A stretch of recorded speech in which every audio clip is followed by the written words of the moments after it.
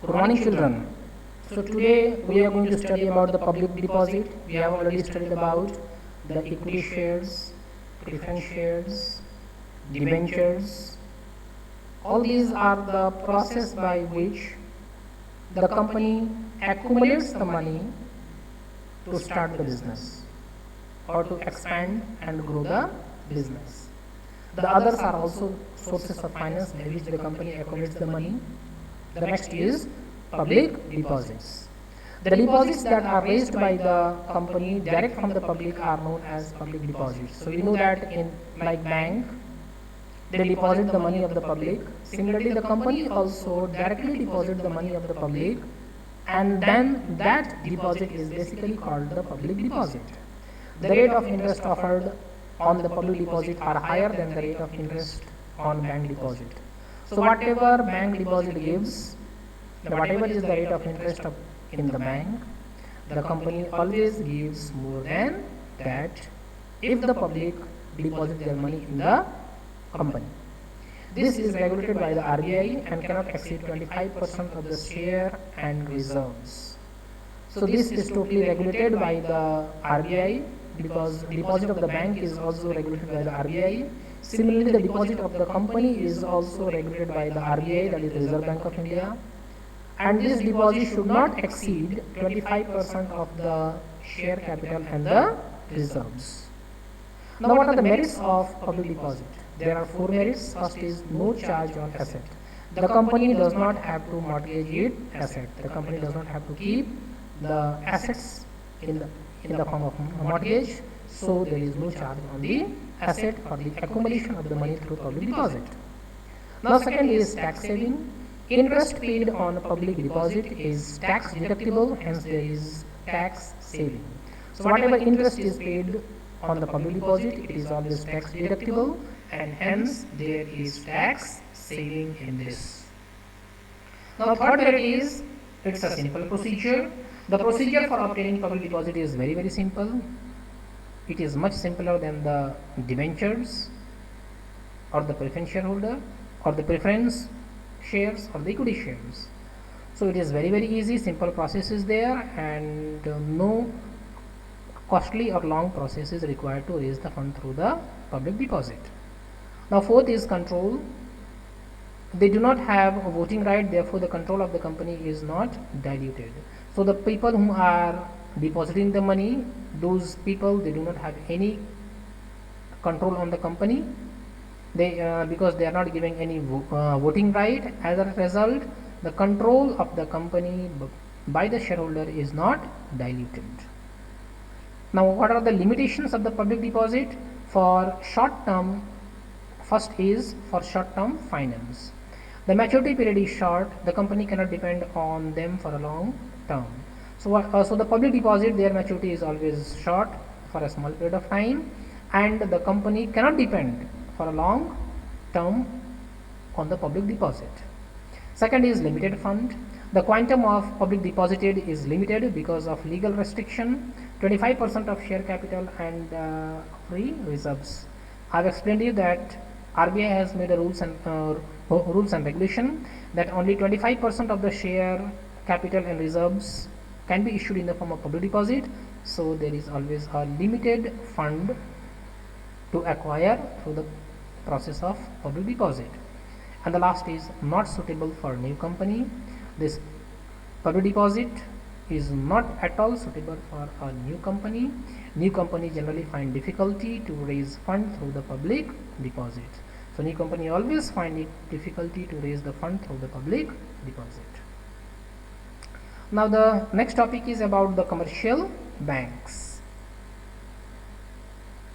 So commercial banks give loan and advances to business in the form of cash credit, overdraft loans and discounting of bills.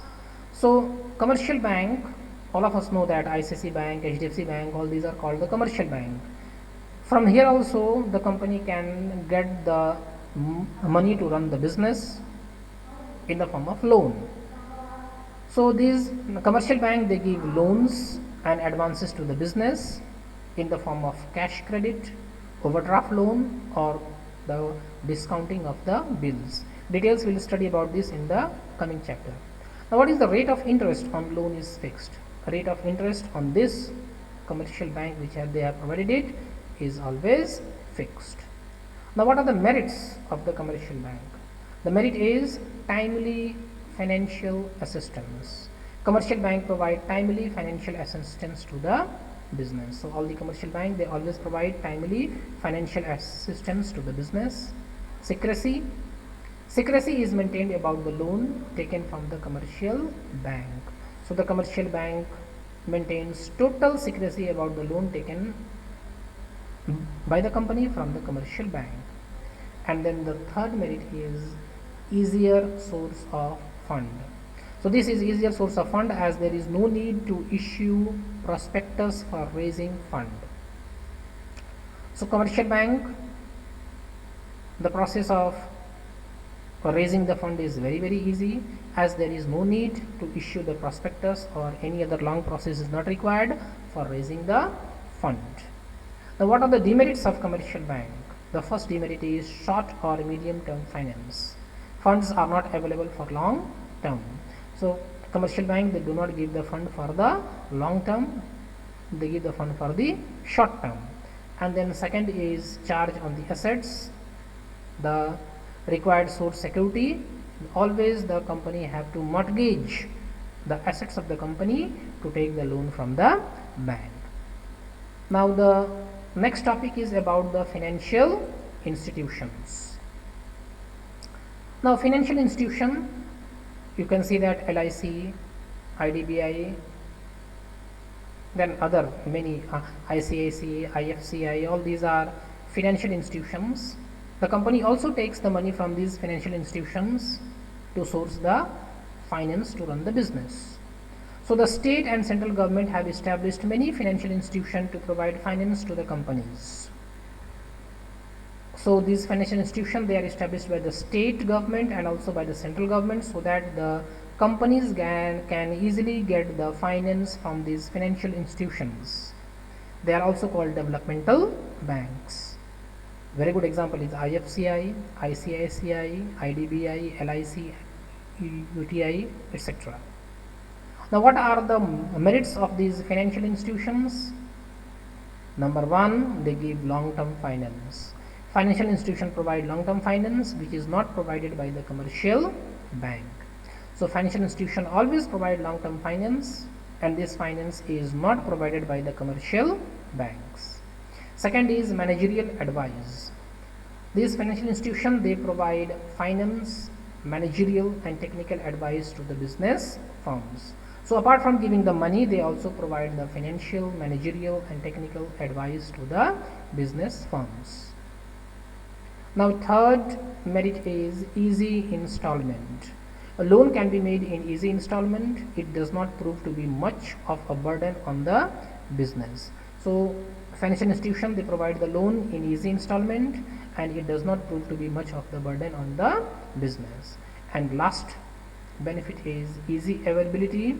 The funds are made available even during the period of depression. So whenever the share market is falling, when the economy is under depression, at that time also the company provide the money to the to these companies through the financial institution. So it is, the funds are easily available. Now what are the demerits of the financing through financial institution? More time consuming. First is more time consuming. The procedure for granting loan is time consuming due to the rigid criteria and many formalities. So to get the loan from the financial institution, there is tough processes there, rigid criteria are there and many formalities are required. So it is always a time consuming process. And the second is restrictions, that financial institution place restrictions on the company board of directors. So all the financial institutions, they always restrict the functions of the board of director and certain decisions cannot be taken by the directors without consulting the financial institutions. So these were all about the demerits. Today only this much. Thank you.